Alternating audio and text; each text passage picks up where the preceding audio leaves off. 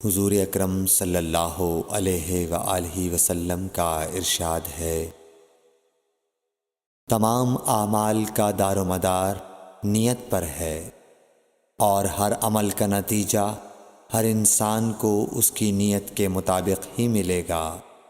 پس جس کی ہجرت دولت دنیا حاصل کرنے کے لیے ہو یا کسی عورت سے شادی کی غرض سے ہو، پس اس کی ہجرت انہی چیزوں کے لیے ہوگی جن کے حاصل کرنے کی نیت سے اس نے ہجرت کی۔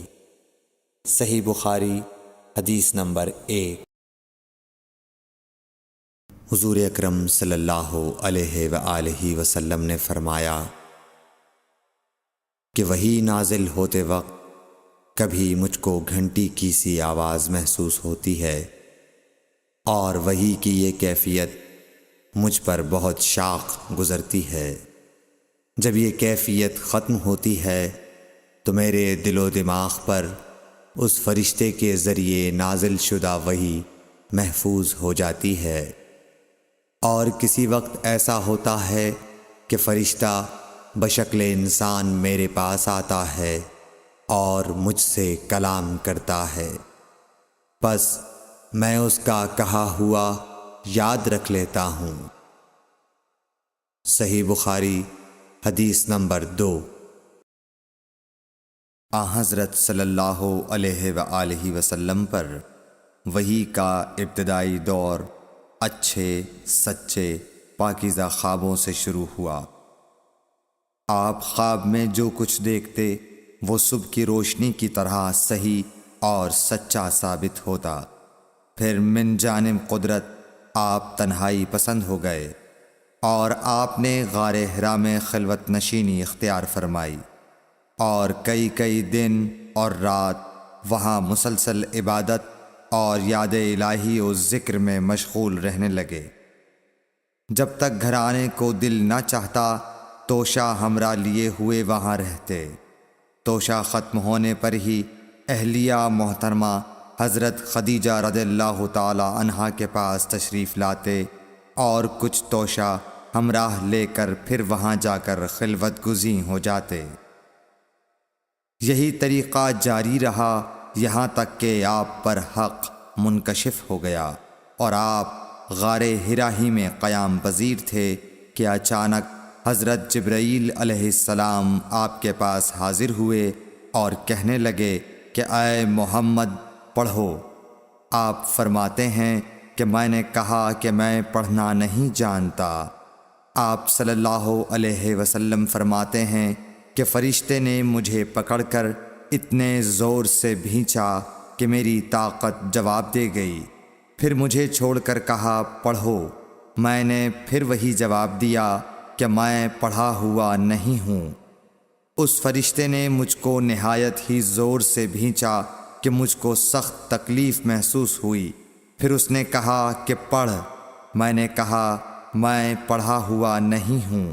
فرشتے نے تیسری بار مجھ کو پکڑا اور تیسری مرتبہ پھر مجھ کو بھینچا، پھر مجھے چھوڑ دیا اور کہنے لگا کہ پڑھو اپنے رب کے نام کی مدد سے جس نے پیدا کیا اور انسان کو خون کی پھٹکی سے بنایا۔ پڑھو اور آپ کا رب بہت ہی مہربانیاں کرنے والا ہے۔ پس یہی آیتیں آپ حضرت جبرائیل علیہ السلام سے سن کر اس حال میں غار حرا سے واپس ہوئے کہ آپ کا دل اس انوکھے واقعے سے کانپ رہا تھا۔ آپ حضرت خدیجہ کے ہاں تشریف لائے اور فرمایا کہ مجھے کمبل اوڑھا دو، مجھے کمبل اوڑھا دو۔ لوگوں نے آپ کو کمبل اوڑھا دیا۔ جب آپ کا ڈر جاتا رہا تو آپ نے اپنی زوجہ محترمہ حضرت خدیجہ رضی اللہ تعالی عنہا کو تفصیل کے ساتھ یہ واقعہ سنایا، اور فرمانے لگے کہ مجھ کو اب اپنی جان کا خوف ہو گیا ہے۔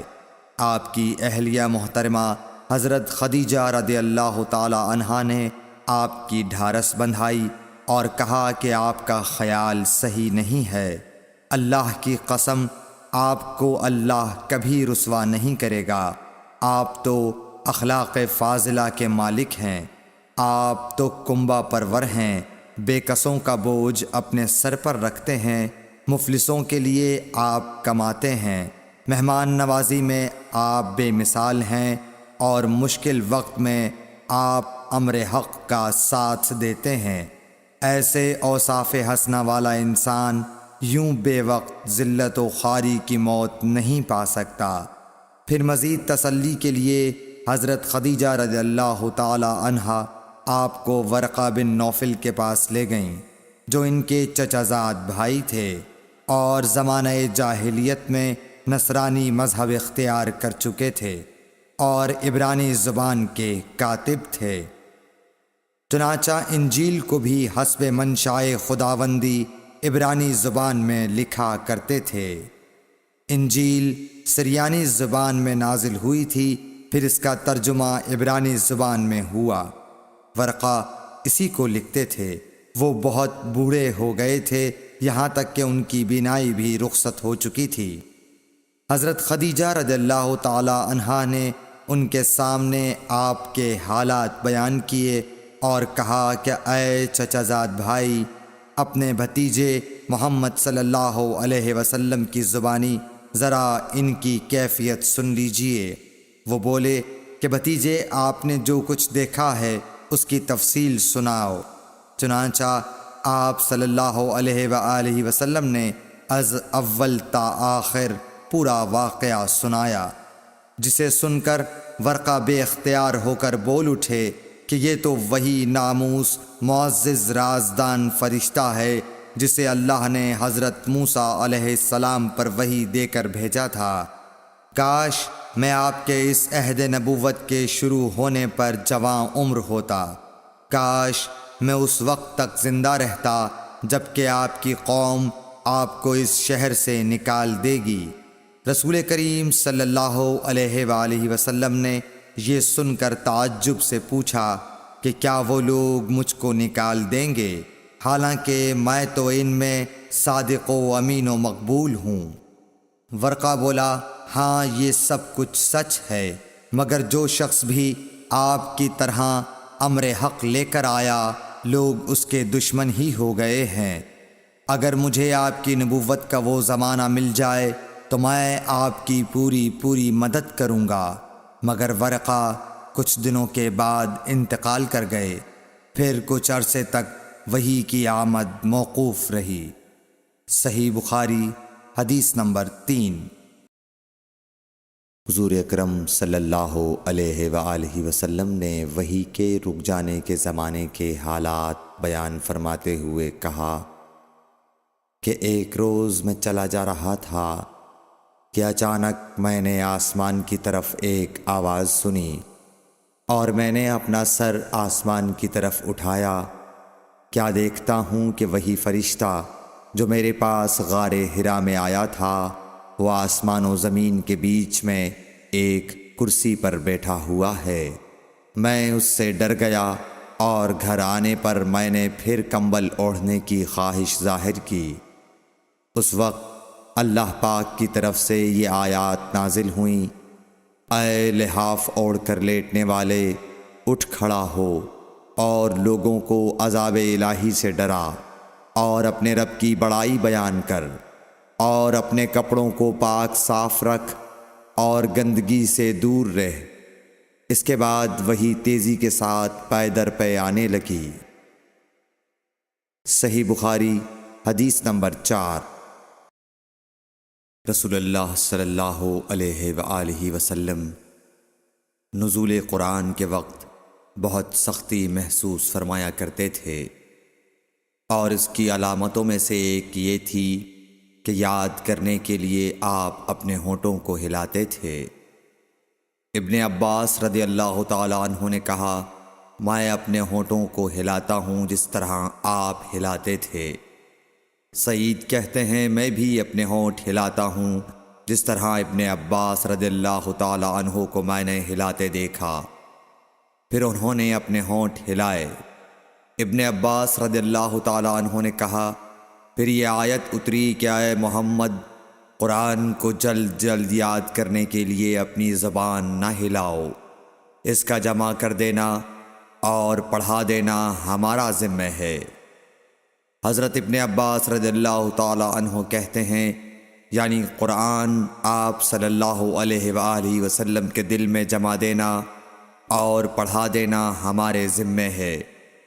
پھر جب ہم پڑھ چکے تو اس پڑھے ہوئے کی اتباع کرو۔ ابن عباس رضی اللہ تعالی عنہ فرماتے ہیں، اس کا مطلب یہ ہے آپ اس کو خاموشی کے ساتھ سنتے رہو، اس کے بعد مطلب سمجھا دینا ہمارے ذمہ ہے۔ پھر یقیناً یہ ہماری ذمہ داری ہے کہ آپ اس کو پڑھو، یعنی اس کو محفوظ کر سکو۔ چنانچہ اس کے بعد جب آپ کے پاس حضرت جبرائیل علیہ السلام وحی لے کر آتے تو آپ توجہ سے سنتے، جب وہ چلے جاتے تو رسول اللہ صلی اللہ علیہ وسلم اس وحی کو اس طرح پڑھتے جس طرح حضرت جبرائیل علیہ السلام نے اسے پڑھا تھا۔ صحیح بخاری حدیث نمبر 5۔ رسول اللہ صلی اللہ علیہ وآلہ وسلم سب لوگوں سے زیادہ جواد سخی تھے، اور رمضان میں دوسرے اوقات کے مقابلے میں جب جبرائیل علیہ السلام آپ صلی اللہ علیہ وآلہ وسلم سے ملتے بہت ہی زیادہ جود و کرم فرماتے۔ جبرائیل علیہ السلام رمضان کی ہر رات میں آپ صلی اللہ علیہ وآلہ وسلم سے ملاقات کرتے اور آپ کے ساتھ قرآن کا دورہ کرتے۔ غرض حضرت صلی اللہ علیہ وآلہ وسلم لوگوں کو بھلائی پہنچانے میں بارش لانے والی ہوا سے بھی زیادہ جود و کرم فرمایا کرتے تھے۔ صحیح بخاری حدیث نمبر 6۔ ہرقل شاہ روم نے قریش کے قافلے میں ایک آدمی بلانے کو بھیجا، اور اس وقت یہ لوگ تجارت کے لیے ملک شام گئے ہوئے تھے، اور یہ وہ زمانہ تھا جب رسول اللہ صلی اللہ علیہ وسلم نے قریش اور ابو سفیان سے ایک وقتی عہد کیا ہوا تھا۔ جب ابو سفیان اور دوسرے لوگ ہرقل کے پاس ایلیا پہنچے جہاں ہرقل نے دربار طلب کیا تھا، اس کے گرد روم کے بڑے بڑے لوگ، علماء، وزراء و امراء بیٹھے ہوئے تھے۔ ہرقل نے ان کو اور اپنے ترجمان کو بلوایا، پھر ان سے پوچھا کہ تم میں سے کون شخص مدعی رسالت کا زیادہ قریبی عزیز ہے؟ ابو سفیان کہتے ہیں کہ میں بول اٹھا کہ میں اس کا سب سے زیادہ قریبی رشتہ دار ہوں۔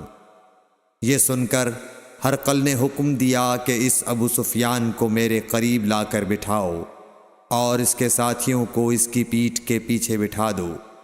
پھر اپنے ترجمان سے کہا کہ ان لوگوں سے کہہ دو کہ میں ابو سفیان سے اس شخص یعنی محمد صلی اللہ علیہ وسلم کے حالات پوچھتا ہوں، اگر یہ مجھ سے کسی بات میں جھوٹ بول دے تو تم اس کا جھوٹ ظاہر کر دینا۔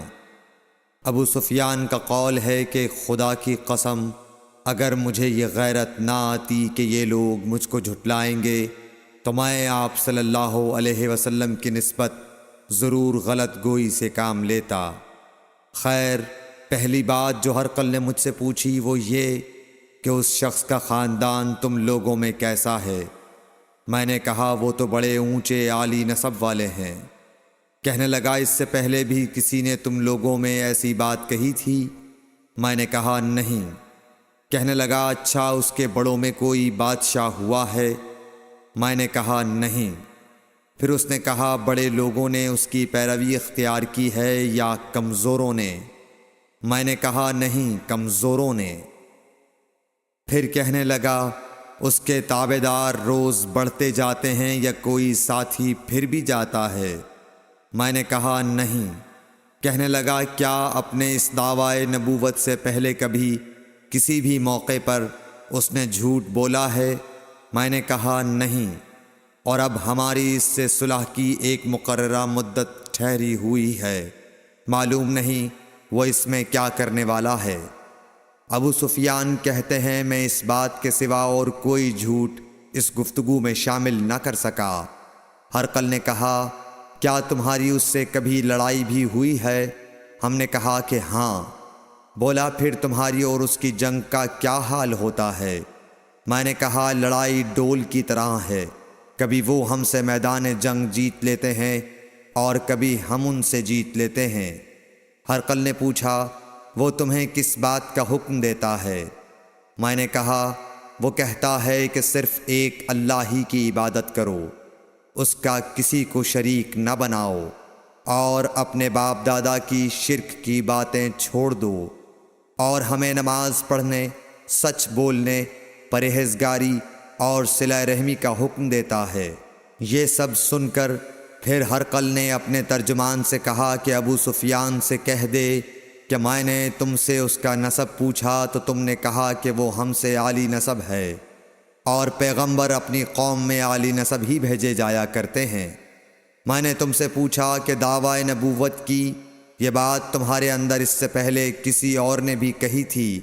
تو تم نے جواب دیا کہ نہیں۔ تب میں نے اپنے دل میں کہا کہ اگر یہ بات اس سے پہلے کسی اور نے کہی ہوتی تو میں سمجھتا کہ اس شخص نے بھی اسی بات کی تقلید کی ہے جو پہلے کہی جا چکی ہے۔ میں نے تم سے پوچھا کہ اس کے بڑوں میں کوئی بادشاہ بھی گزرا ہے؟ تو تم نے کہا کہ نہیں۔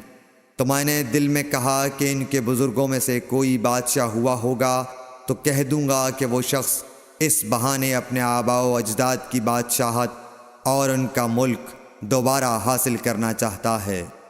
اور میں نے تم سے پوچھا کہ اس بات کے کہنے یعنی پیغمبری کا دعویٰ کرنے سے پہلے تم نے کبھی اس کو دروغ گوئی کا الزام لگایا ہے؟ تم نے کہا کہ نہیں۔ تو میں نے سمجھ لیا کہ جو شخص آدمیوں کے ساتھ دروغ گوئی سے بچے وہ اللہ کے بارے میں کیسے جھوٹی بات کہہ سکتا ہے۔ اور میں نے تم سے پوچھا کہ بڑے لوگ اس کے پیرو ہوتے ہیں یا کمزور آدمی؟ تم نے کہا کمزوروں نے اس کی اتباع کی ہے۔ تو دراصل یہی لوگ پیغمبروں کے متبعین ہوتے ہیں۔ اور میں نے تم سے پوچھا کہ اس کے ساتھی بڑھ رہے ہیں یا کم ہو رہے ہیں؟ تم نے کہا کہ وہ بڑھ رہے ہیں، اور ایمان کی کیفیت یہی ہوتی ہے حتیٰ کہ وہ کامل ہو جاتا ہے۔ اور میں نے تم سے پوچھا کہ آیا کوئی شخص اس کے دین سے ناخوش ہو کر مرتد بھی ہو جاتا ہے؟ تم نے کہا نہیں۔ تو ایمان کی خاصیت بھی یہی ہے، جن کے دلوں میں اس کی مسرت رچ بس جائے وہ اس سے لوٹا نہیں کرتے۔ اور میں نے تم سے پوچھا کہ آیا وہ کبھی عہد شکنی کرتے ہیں؟ تم نے کہا نہیں۔ پیغمبروں کا یہی حال ہوتا ہے، وہ عہد کی خلاف ورزی نہیں کرتے۔ اور میں نے تم سے کہا کہ وہ تم سے کس چیز کے لیے کہتے ہیں؟ تم نے کہا کہ وہ ہمیں حکم دیتے ہیں کہ اللہ کی عبادت کرو، اس کے ساتھ کسی کو شریک نہ ٹھہراؤ، اور تمہیں بتوں کی پرستش سے روکتے ہیں، سچ بولنے اور پرہیزگاری کا حکم دیتے ہیں۔ لہٰذا اگر یہ باتیں جو تم کہہ رہے ہو سچ ہیں تو ان قریب وہ اس جگہ کا مالک ہو جائے گا کہ جہاں میرے یہ دونوں پاؤں ہیں۔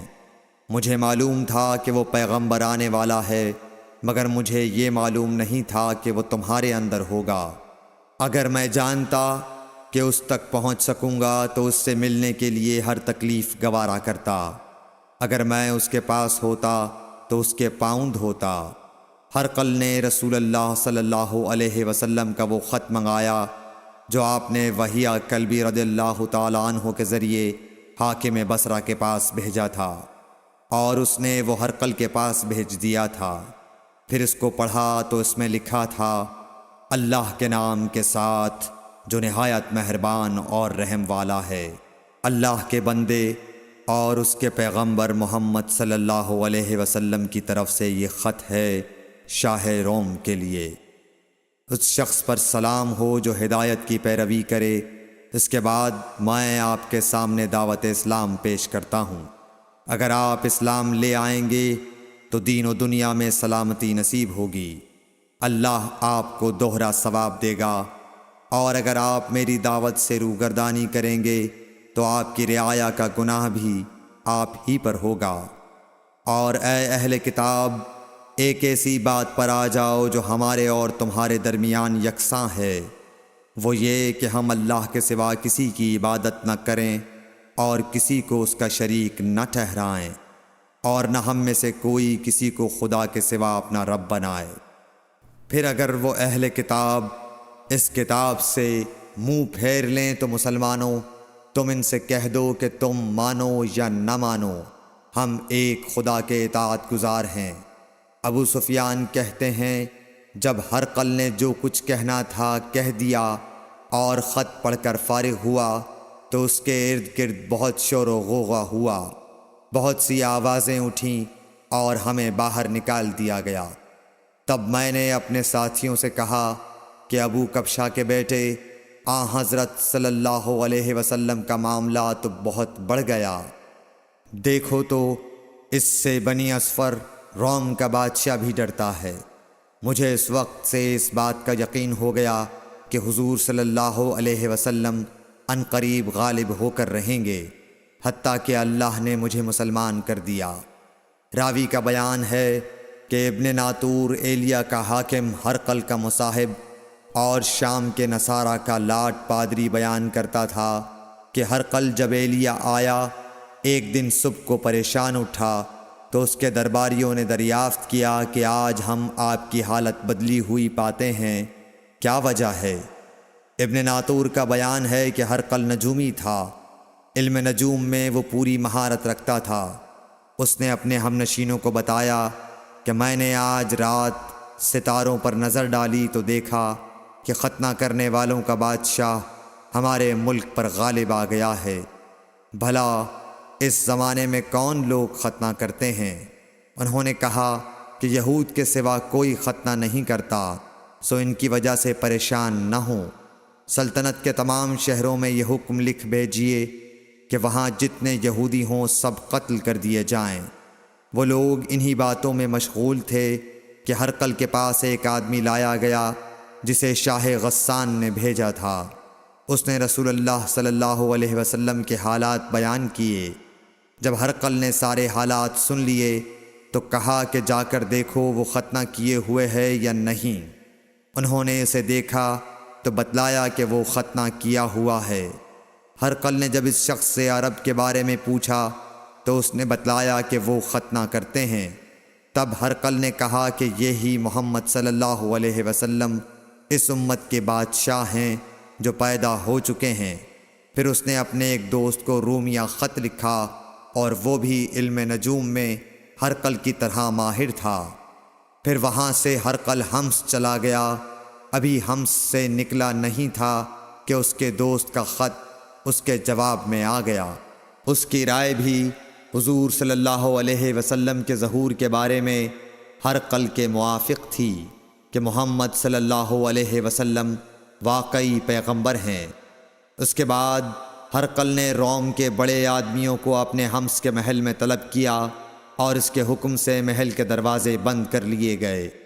پھر وہ اپنے خاص محل سے باہر آیا اور کہا، اے روم والو، کیا ہدایت اور کامیابی میں کچھ حصہ تمہارے لیے بھی ہے؟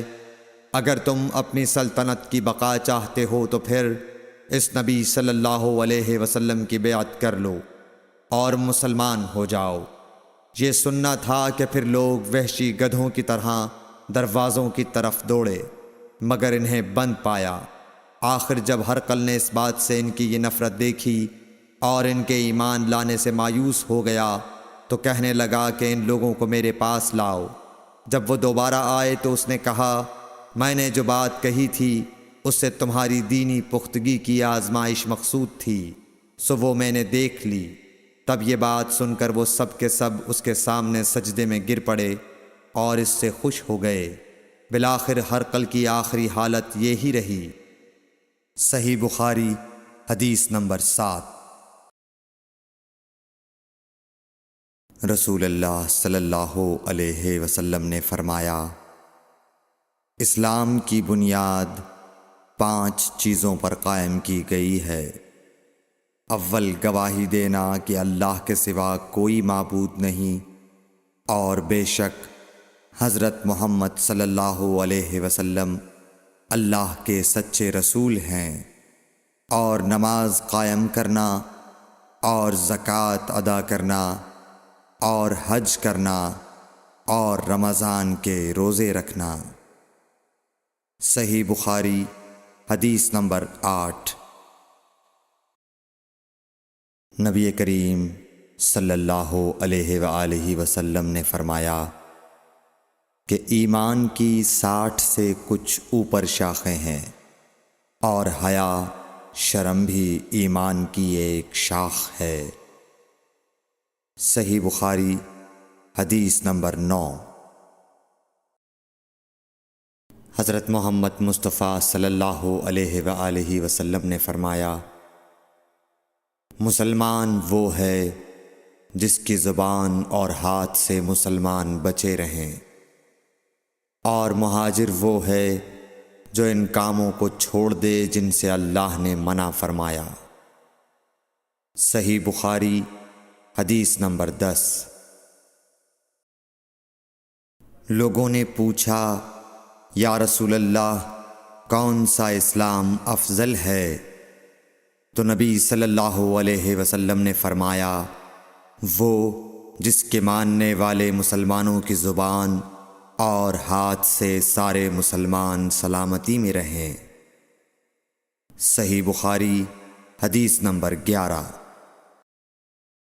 ایک دن ایک آدمی نے حضرت صلی اللہ علیہ وسلم سے پوچھا کہ کون سا اسلام بہتر ہے؟ فرمایا، یہ کہ تم کھانا کھلاؤ اور جس کو پہچانو اس کو بھی اور جس کو نہ پہچانو اس کو بھی، الغرض سب کو سلام کرو۔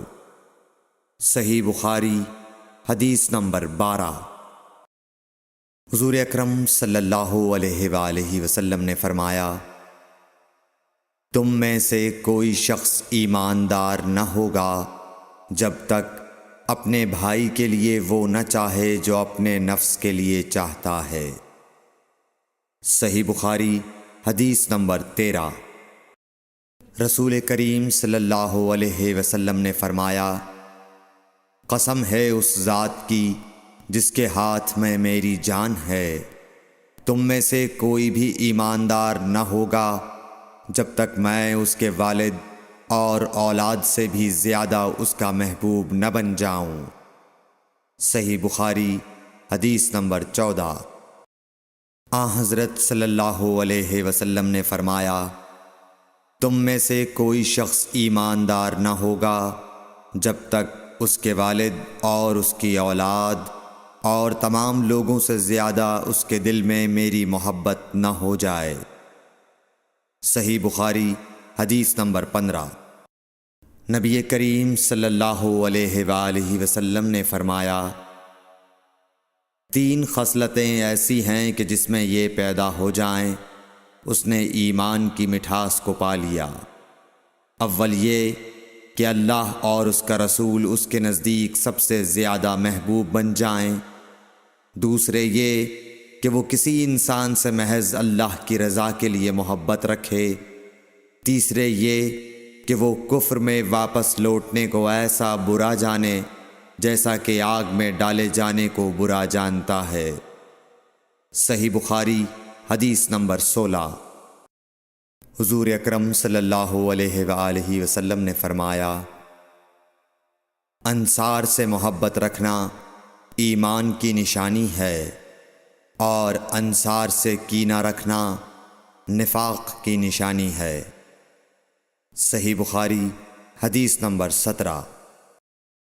رسول اللہ صلی اللہ علیہ وسلم نے اس وقت جب آپ کے گرد صحابہ کی ایک جماعت بیٹھی ہوئی تھی فرمایا کہ مجھ سے بیعت کرو اس بات پر کہ اللہ کے ساتھ کسی کو شریک نہ کرو گے، چوری نہ کرو گے، زنا نہ کرو گے، اپنی اولاد کو قتل نہ کرو گے، اور ناعمدن کسی پر کوئی ناحق بہتان باندھو گے، اور کسی بھی اچھی بات میں اللہ کی نافرمانی نہ کرو گے۔ جو کوئی تم میں اس عہد کو پورا کرے گا تو اس کا ثواب اللہ کے ذمے ہے، اور جو کوئی ان بری باتوں میں سے کسی کا ارتکاب کرے اور اسے دنیا میں اسلامی قانون کے تحت سزا دے دی گئی تو یہ سزا اس کے گناہوں کے لیے بدلہ ہو جائے گی، اور جو کوئی ان میں سے کسی بات میں مبتلا ہو گیا اور اللہ نے اس کے گناہ کو چھپا لیا تو پھر اس کا معاملہ اللہ کے حوالے ہے، اگر چاہے معاف کرے اور اگر چاہے سزا دے دے۔ عبادہ کہتے ہیں کہ پھر ہم سب نے ان سب باتوں پر آپ صلی اللہ علیہ وسلم سے بیعت کر لی۔ صحیح بخاری حدیث نمبر 18۔ رسول اللہ صلی اللہ علیہ وسلم نے فرمایا، وہ وقت قریب ہے جب مسلمان کا سب سے عمدہ مال اس کی بکریاں ہوں گی، جن کے پیچھے وہ پہاڑوں کی چوٹیوں اور برساتی وادیوں میں اپنے دین کو بچانے کے لیے بھاگ جائے گا۔ صحیح بخاری حدیث نمبر 19۔ رسول اللہ صلی اللہ علیہ وسلم کسی کام کا حکم دیتے تو وہ ایسا ہی کام ہوتا جس کے کرنے کی لوگوں میں طاقت ہوتی۔ اس پر صحابہ کرام نے عرض کیا کہ یا رسول اللہ، ہم لوگ تو آپ جیسے نہیں ہیں، آپ تو معصوم ہیں اور آپ کی اللہ پاک نے اگلی پچھلی سب لغزشیں معاف فرما دی ہیں، اس لیے ہمیں اپنے سے کچھ زیادہ عبادت کرنے کا حکم فرمائیے۔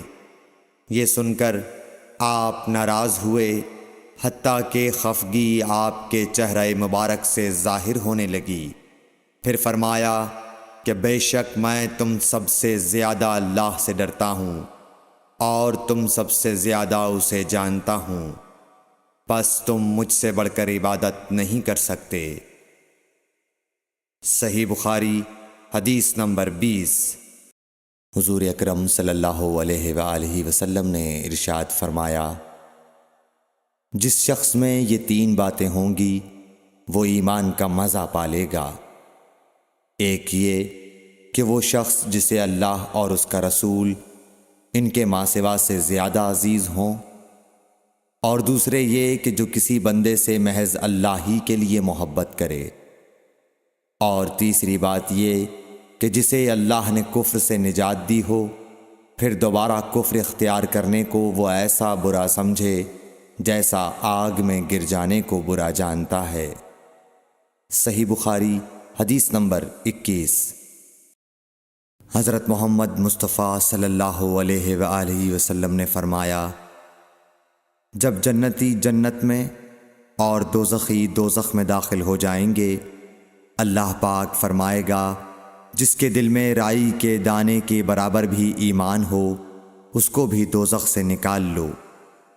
تب ایسے لوگ دوزخ سے نکال لیے جائیں گے اور وہ جل کر کوئلے کی طرح سیاہ ہو چکے ہوں گے، پھر زندگی کی نہر میں یا بارش کے پانی میں ڈالے جائیں گے۔ اس وقت وہ دانے کی طرح اگائیں گے جس طرح ندی کے کنارے دانے اگاتے ہیں۔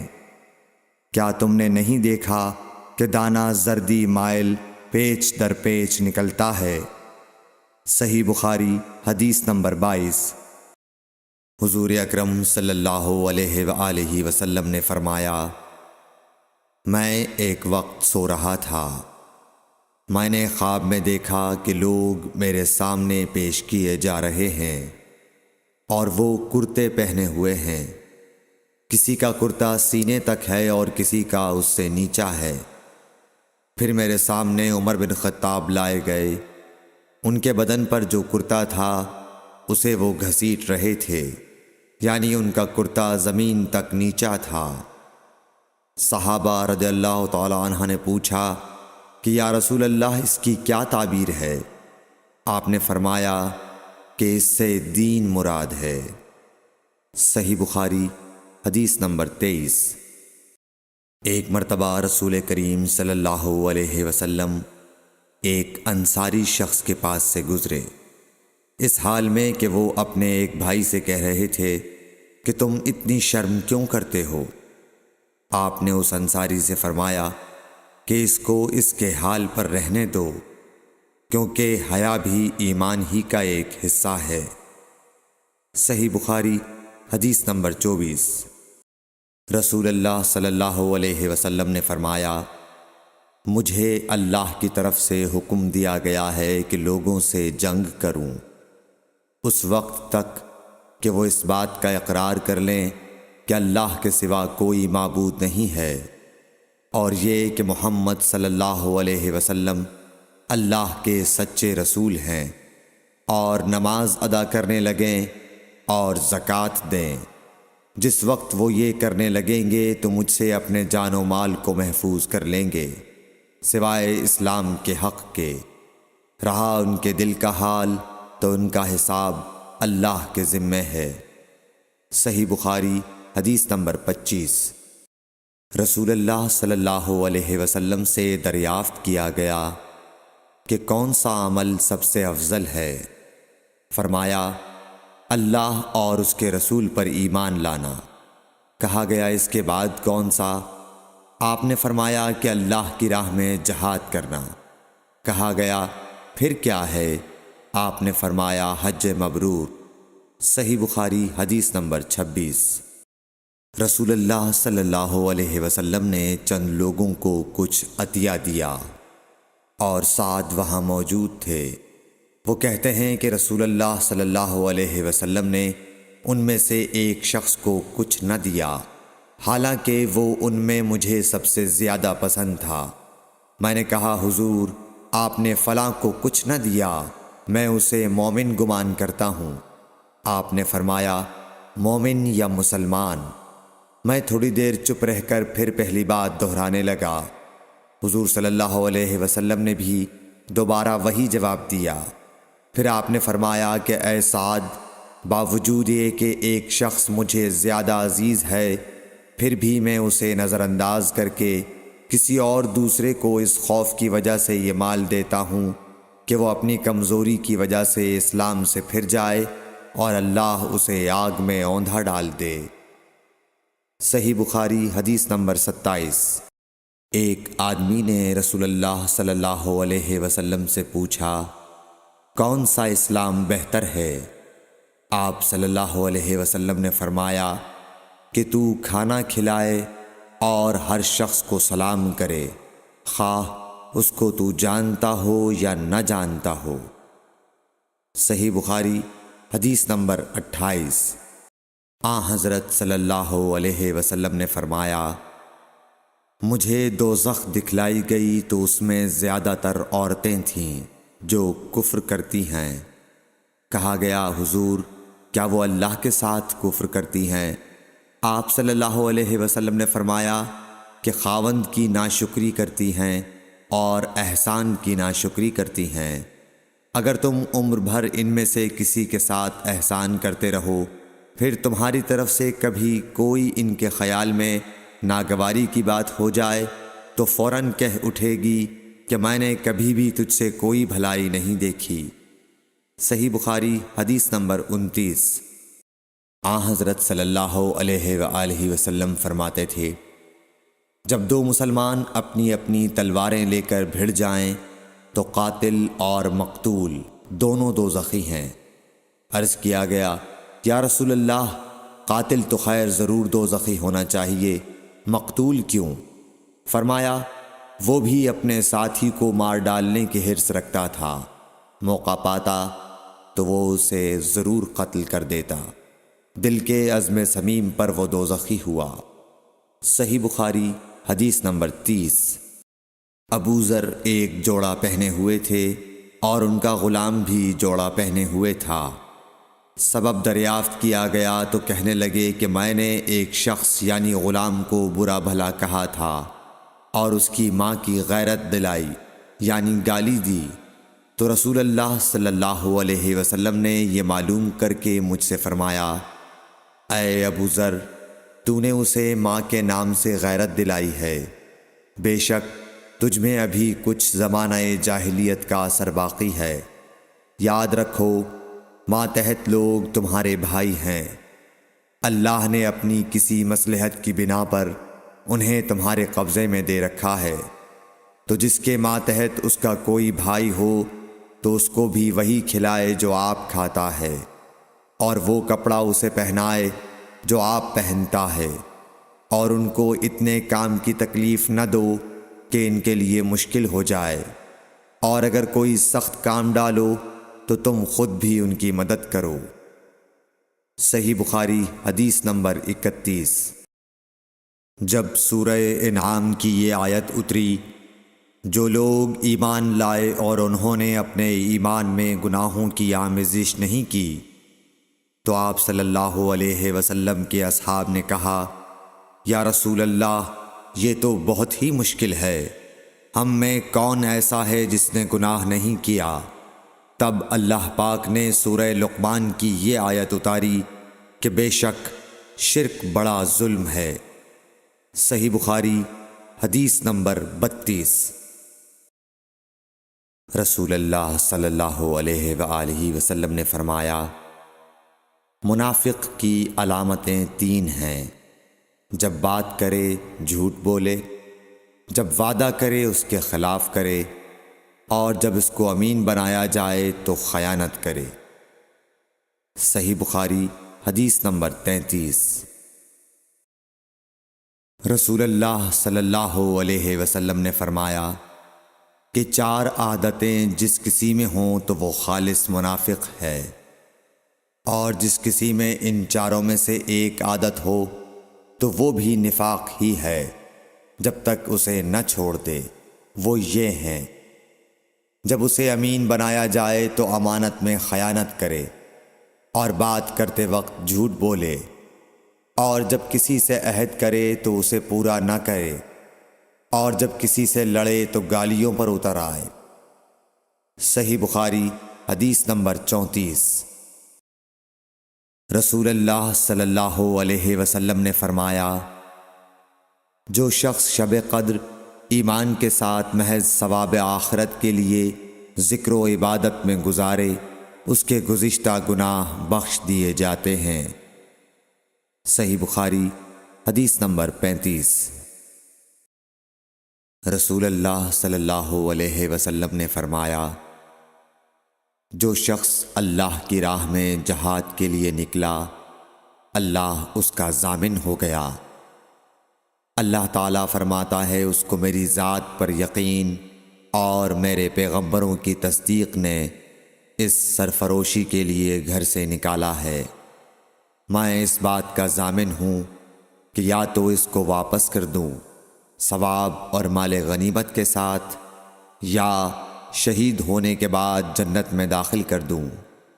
رسول اللہ صلی اللہ علیہ وسلم نے فرمایا، اور اگر میں اپنی امت پر اس کام کو دشوار نہ سمجھتا تو لشکر کا ساتھ نہ چھوڑتا، اور میری خواہش ہے کہ اللہ کی راہ میں مارا جاؤں، پھر زندہ کیا جاؤں، پھر مارا جاؤں، پھر زندہ کیا جاؤں، پھر مارا جاؤں۔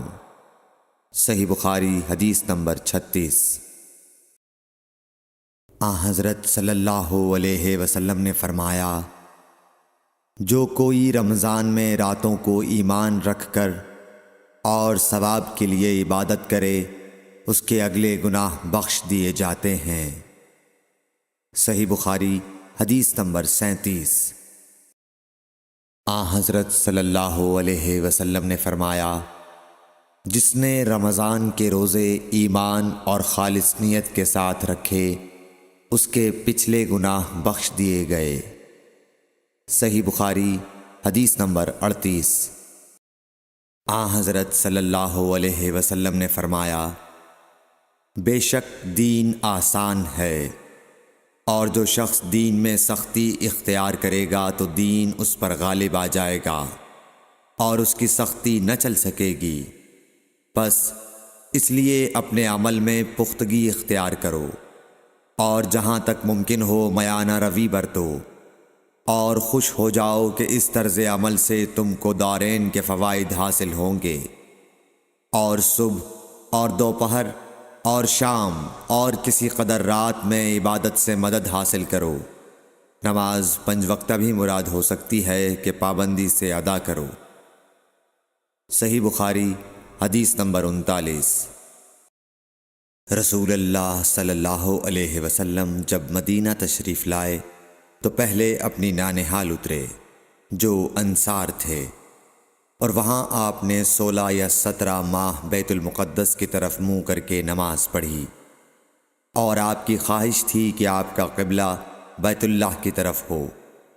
جب بیت اللہ کی طرف نماز پڑھنے کا حکم ہو گیا تو سب سے پہلی نماز جو آپ نے بیت اللہ کی طرف پڑھی عصر کی نماز تھی۔ وہاں آپ صلی اللہ علیہ وسلم کے ساتھ لوگوں نے بھی نماز پڑھی۔ پھر آپ کے ساتھ نماز پڑھنے والوں سے ایک آدمی نکلا اور اس کا مسجد بنی حارثہ کی طرف گزر ہوا تو وہ لوگ رکوع میں تھے۔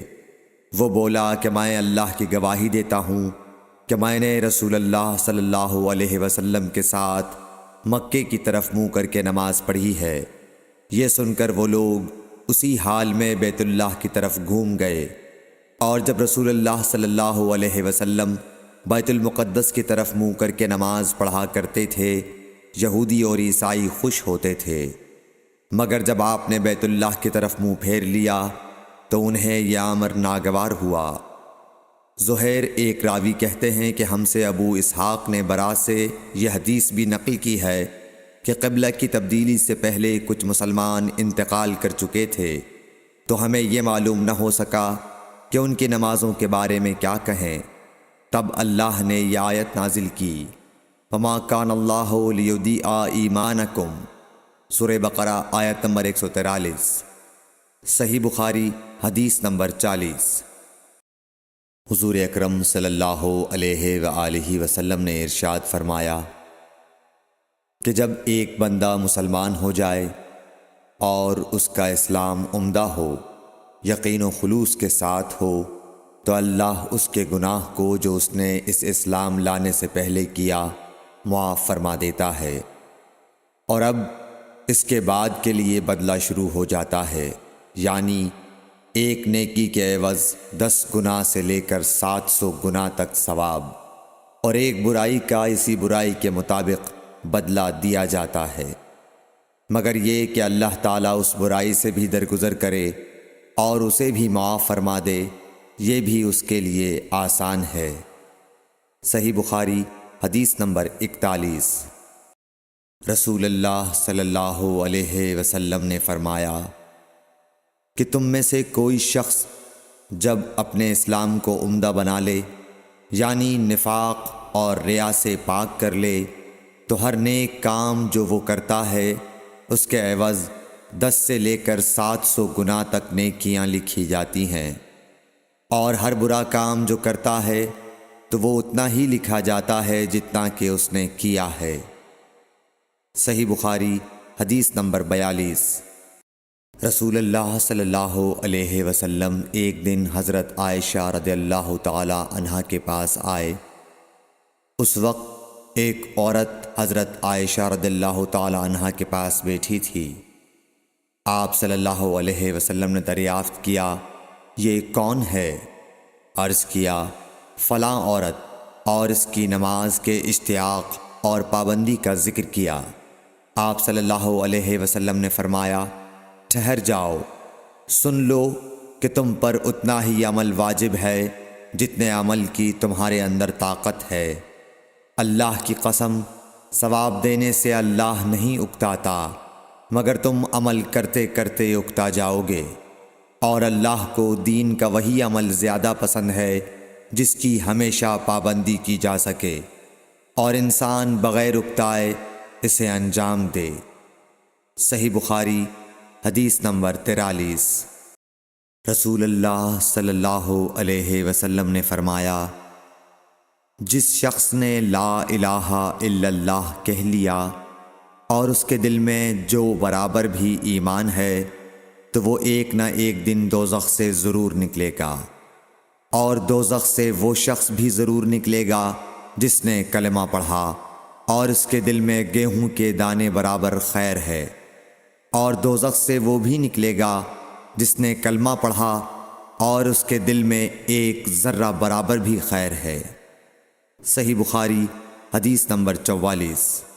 ایک یہودی نے حضرت عمر بن خطاب رضی اللہ تعالیٰ عنہ سے کہا کہ اے امیر المومنین، تمہاری کتاب قرآن میں ایک آیت ہے جسے تم پڑھتے ہو، اگر وہ ہم یہودیوں پر نازل ہوتی تو ہم اس کے نزول کے دن کو یوم عید بنا لیتے۔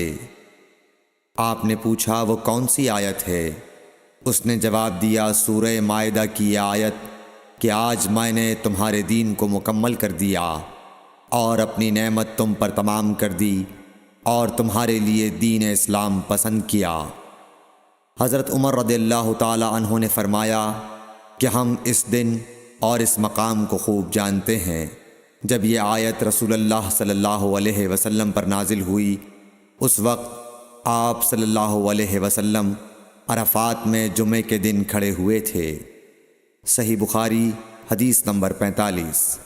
طلحہ بن عبید اللہ کہتے تھے کہ نجد والوں میں سے ایک شخص حضرت صلی اللہ علیہ وسلم کے پاس آیا، سر پریشان یعنی بال بکھرے ہوئے تھے۔ ہم اس کی آواز کی بنبناہٹ سنتے تھے اور ہم سمجھ نہیں پا رہے تھے کہ وہ کیا کہہ رہا ہے، یہاں تک کہ وہ نزدیک آن پہنچا جب معلوم ہوا کہ وہ اسلام کے بارے میں پوچھ رہا ہے۔ حضرت صلی اللہ علیہ وسلم نے فرمایا کہ اسلام دن رات میں 5 نمازیں پڑھنا ہے۔ اس نے کہا بس اس کے سوا تو اور کوئی نماز مجھ پر نہیں۔ آپ نے فرمایا نہیں، مگر تو نفل پڑھے تو اور بات ہے۔ حضرت صلی اللہ علیہ وسلم نے فرمایا اور رمضان کے روزے رکھنا۔ اس نے کہا اور تو کوئی روزہ مجھ پر نہیں ہے۔ آپ نے فرمایا نہیں، مگر تو نفل روزے رکھے تو اور بات ہے۔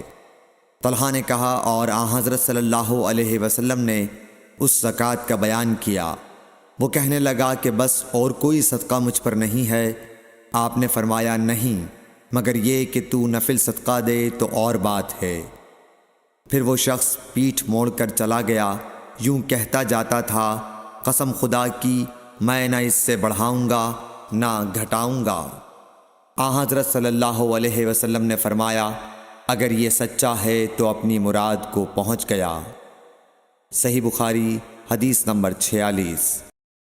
حضرت صلی اللہ علیہ وسلم نے فرمایا جو کوئی ایمان رکھ کر اور ثواب کی نیت سے کسی مسلمان کے جنازے کے ساتھ جائے اور نماز اور دفن سے فراغت ہونے تک اس کے ساتھ رہے تو وہ 2 قیرات ثواب لے کر لوٹے گا۔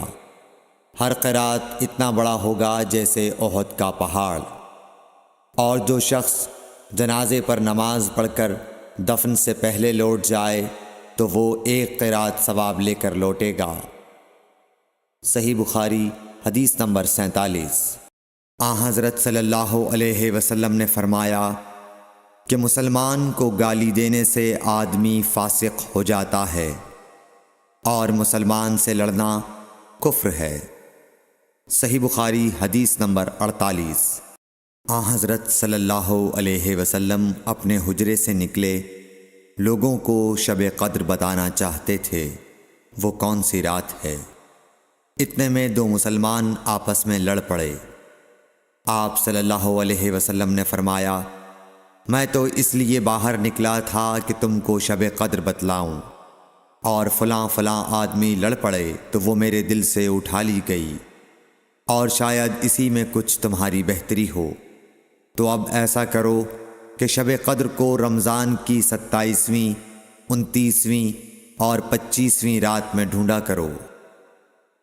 صحیح بخاری حدیث نمبر 49۔ ایک دن حضرت صلی اللہ علیہ وسلم لوگوں میں تشریف فرما تھے کہ آپ کے پاس ایک شخص آیا اور پوچھنے لگا کہ ایمان کسے کہتے ہیں۔ آپ صلی اللہ علیہ وسلم نے فرمایا کہ ایمان یہ ہے کہ تم اللہ پاک کے وجود اور اس کی وحدانیت پر ایمان لاؤ، اور اس کے فرشتوں کے وجود پر، اور اس اللہ کی ملاقات کے برحق ہونے پر، اور اس کے رسولوں کے برحق ہونے پر، اور مرنے کے بعد دوبارہ اٹھنے پر ایمان لاؤ۔ پھر اس نے پوچھا کہ اسلام کیا ہے؟ آپ صلی اللہ علیہ وسلم نے پھر جواب دیا کہ اسلام یہ ہے کہ تم خالص اللہ کی عبادت کرو اور اس کے ساتھ کسی کو شریک نہ بناؤ، اور نماز قائم کرو، اور زکوٰۃ فرض ادا کرو، اور رمضان کے روزے رکھو۔ پھر اس نے احسان کے متعلق پوچھا۔ آپ صلی اللہ علیہ وسلم نے فرمایا احسان یہ ہے کہ تم اللہ کی عبادت اس طرح کرو گویا تم اسے دیکھ رہے ہو۔ اگر یہ درجہ نہ حاصل ہو تو پھر یہ تو سمجھو کہ وہ تم کو دیکھ رہا ہے۔ پھر اس نے پوچھا کہ قیامت کب آئے گی؟ آپ صلی اللہ علیہ وسلم نے فرمایا کہ اس کے بارے میں جواب دینے والا پوچھنے والے سے کچھ زیادہ نہیں جانتا، البتہ میں تمہیں اس کی نشانیاں بتلا سکتا ہوں۔ وہ یہ ہیں کہ جب لونڈی اپنے آقا کو جنے گی، اور جب سیاہ اونٹوں کے چرانے والے دیہاتی لوگ ترقی کرتے کرتے مکانات کی تعمیر میں ایک دوسرے سے بازی لے جانے کی کوشش کریں گے، یاد رکھو قیامت کا علم ان 5 چیزوں میں ہے جن کو اللہ کے سوا کوئی نہیں جانتا۔ پھر آپ صلی اللہ علیہ وسلم نے یہ آیت پڑھی کہ اللہ ہی کو قیامت کا علم ہے کہ وہ کب ہوگی۔ پھر وہ پوچھنے والا پیٹھ پھیر کر جانے لگا۔ آپ نے فرمایا کہ اسے واپس بلا کر لاؤ۔ لوگ دوڑ پڑے مگر وہ کہیں نظر نہیں آیا۔ آپ صلی اللہ علیہ وسلم نے فرمایا کہ یہ جبرائیل علیہ السلام تھے جو لوگوں کو ان کا دین سکھانے آئے تھے۔ صحیح بخاری حدیث نمبر 50۔